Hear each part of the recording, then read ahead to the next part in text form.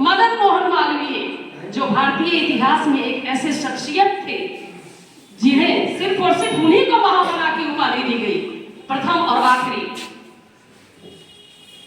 आज अटल बिहारी वाजपेयी जी के विचारों की बात होगी। कोई एक ऐसे विनम्रता के वरद पुरुष थे और जैसा कि हमारे अभिभावक बोले कि 18 विषयों के ज्ञाता थे, बहु विषयों के शोधित ग्रंथ थे, शांति के साधक और अमन के उपासक, जो हमारे भारतीय राजनीति के प्रांजल नक्षत्र बने। एक तरफ आज ही के दिन सन 1924 में बाजू के गिरजाघर में जिंगल बेल की ध्वनि गुंजित हो रही थी, वहीं एक आंगन में किलकारी सुनाई पड़ता है कृष्णा वाजपेयी जी के घर में। वहां एक कोहिनूर का कांति चमकता है, थालियां बजाकर पुत्र रत्न की प्राप्ति पे जश्न मनाया जाता है। आप कह सकते हैं कि हमारे उधर प्रभु ईसा का जन्मदिन मनाया जा रहा है और इधर हमारे अटल बिहारी वाजपेयी जी का। अटल बिहारी वाजपेयी जिनकी प्रारंभिक शिक्षा 15 वर्षों की आयु तक होती है, उसके बाद वो संघ की पाठशाला में चले जाते हैं और संघ के वैचारिक वैतरणी में ऐसा गोता लगाते हैं कि जीवन भर उनके सांसों पे संघ का असर हावी हो जाता है। राष्ट्र प्रेम की भावना तो उनमें जन्मजात थी और आगे चलकर जब अध्ययन के क्रम में, जैसा कि अभी एक पूर्व वक्ता बताए कि बड़ा ही मजेदार चीज था कि LLB की पढ़ाई बाप और बेटे ने मिलकर एक ही कॉलेज से किया था। इनकी प्रारंभिक शिक्षा के बाद ये लक्ष्मीबाई कॉलेज से ग्रेजुएशन करते हैं, DAV से आगे की पढ़ाई करते हैं, उसके बाद संघ के कार्य में खुद को समर्पित कर देते हैं। संघ के कार्यों से के दौरान इनकी मुलाकात श्यामा प्रसाद मुखर्जी और पंडित दीनदयाल उपाध्याय जी से होता है और पंडित दीनदयाल उपाध्याय को लगता है कि उन्हें वो रत्न मिल गया, वो कोहिनूर मिल गया जो शायद इस देश के तकदीर और तस्वीर को बदल कर रख देगा। और अपने देश में 1952 में जो चुनाव होता है, पहली बार इनको चुनाव में भी खड़ा किया जाता है।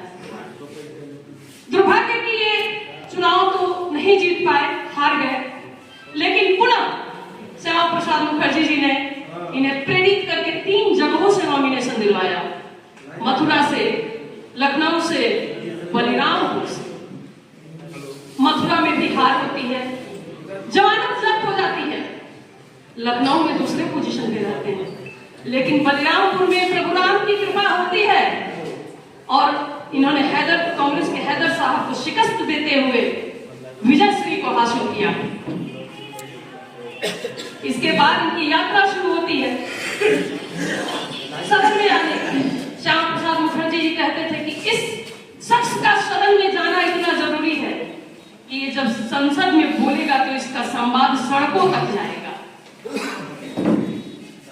अटल Bihari Vajpayee ji apart from parties, politician beyond politics, हमेशा बोलते थे purpose is always greater than position. किसी पार्टी में पूरे भारतीय राजनीति के इतिहास में इनका कॉम्पिटिटर तो हो सकता था, लेकिन दुश्मन कोई नहीं था। अक्सर इनका वैचारिक मतभेद और वैचारिक दो हाथ इनका तत्कालीन प्रधानमंत्री पंडित जवाहरलाल नेहरू से भी सदन में होता है। एक बार की बात है, बड़ा ही इनका बैलेंस्ड अप्रोच था, प्रहार भी करते थे तो अति संतुलित तरीके से। इन्होंने कहा पंडित नेहरू को कि आपका व्यक्तित्व तो आप में तो चर्चिल भी दिखता है और चैम्बरलिन भी दिखता है। आप जब कश्मीर की बात होती है तो चर्चिल हो जाते हैं। चर्चिल स्वभाव से शांति प्रिय थे और जहां हैदराबाद के निजाम की बात आती है तो आप चैम्बरलिन हो जाते हैं। इसी तरह से एक बार इंदिरा गांधी के साथ इनका वैचारिक मतभेद हुआ। इंदिरा गांधी कहती है कि आपके जनसंघ जैसी पार्टियों को तो मैं 2 मिनट में निपटा देती हूँ। इन्होंने बड़ा ही अटल चित्त, शांत चित्त और धैर्य के साथ जवाब दिया, मोहतरमा आप 2 मिनट में तो अपना बाल नहीं संभाल आप पाएंगे, जनसंघ जैसे पार्टी को क्या दिखाएंगे। दुश्मनों के लिए भी इनके मिजाज में लिहाज था। आज का जो वैश्विक परिदृश्य है, आज जो देश की दिशा और दशा है, हमारे विपक्षी विदेशों में जाकर अपने देश के इज्जत का जुलूस निकाल देते हैं। देश को बचाओ, लोकतंत्र की हत्या हो रही है। लेकिन मैं आपसे एक अध्ययन आधारित तथ्य साझा करना चाहती हूँ। बात 1994 की है। पाकिस्तान की प्रधानमंत्री उस वक्त बेनजीर भुट्टो हुआ करती थी। बेनजीर भुट्टो संयुक्त राष्ट्र संघ में जाकर भारत के खिलाफ, भारत की संप्रभुता को ललकारते हुए उन्होंने कहा था कि भारत के खिलाफ कार्रवाई किया जाए। वहां धारा 370 की बात करते हैं, कश्मीरियों को तबाह करते हैं, इस तरह के बहुत सारे आरोप को लेकर गई थी। और हमारे प्रधानमंत्री नरसिंह राव थे, उन्होंने चारों तरफ अपना नजर दौड़ाया और संयुक्त राष्ट्र संघ में जाकर अपनी बातों को रखने के लिए अटल बिहारी वाजपेयी जी से ज्यादा उपयुक्त कोई उनको व्यक्ति नहीं मिला। अटल बिहारी वाजपेयी जी को जब संयुक्त राष्ट्र संघ में बुलाया गया और गए तो बेनजीर भुट्टो की बुद्धि चकरा गई।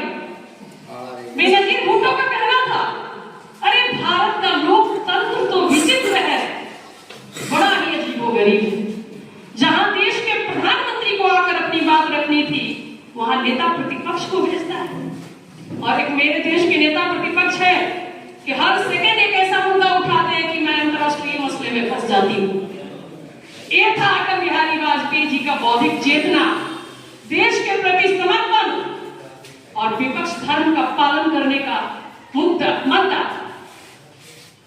वो किसी ने ठीक ही कहा है और ये हमको लगता है कि हमारे अटल बिहारी वाजपेयी जी पर ही अक्षरशः सूट करता है।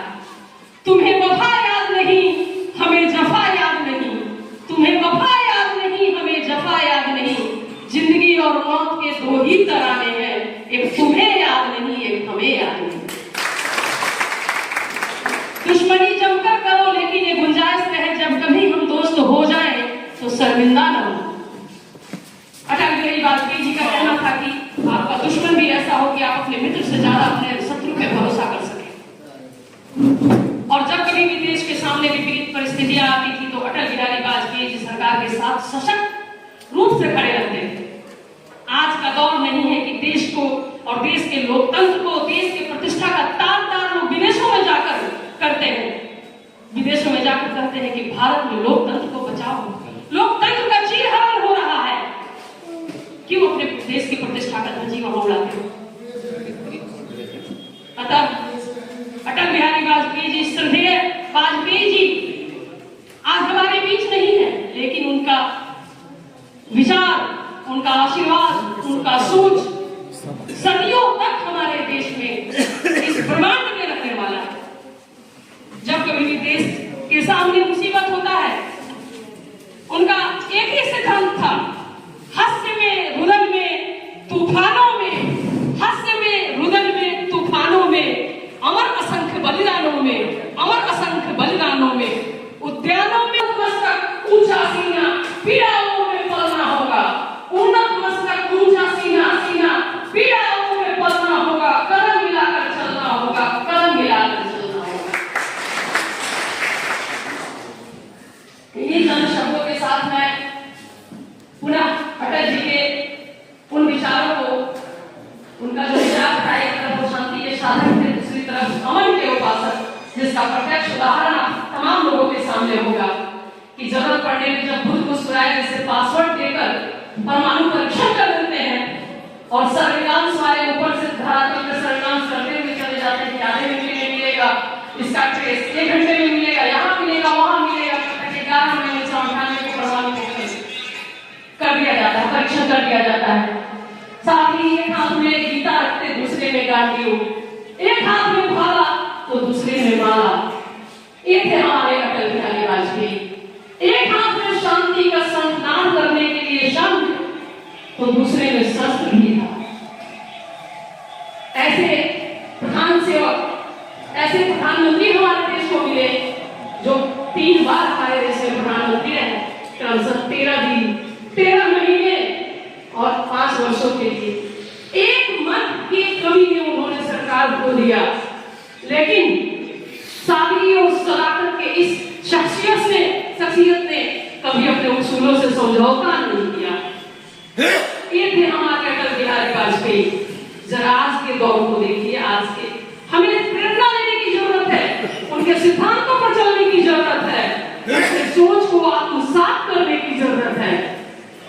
तभी जाकर हमारा देश परम वैभव को प्राप्त कर पाएगा। मां भारती को हम परम वैभव पे पहुंचा पाएंगे। और जब तक लक्ष्य पूरा नहीं होगा, हम निरंतर अपने कर्म पथ पर बढ़ते रहेंगे और हमारे अटल श्रद्धेय अटल जी का आशीर्वाद हमारे साथ रहेगा। अभी इस सभागार में हमारे इस कार्यक्रम के मुख्य अतिथि गुप्ता जी का हार्दिक अभिनंदन और वंदन करती हूँ। स्वागत है भाई साहब, स्वागत है मंत्री जी। स्थान ग्रहण कीजिए।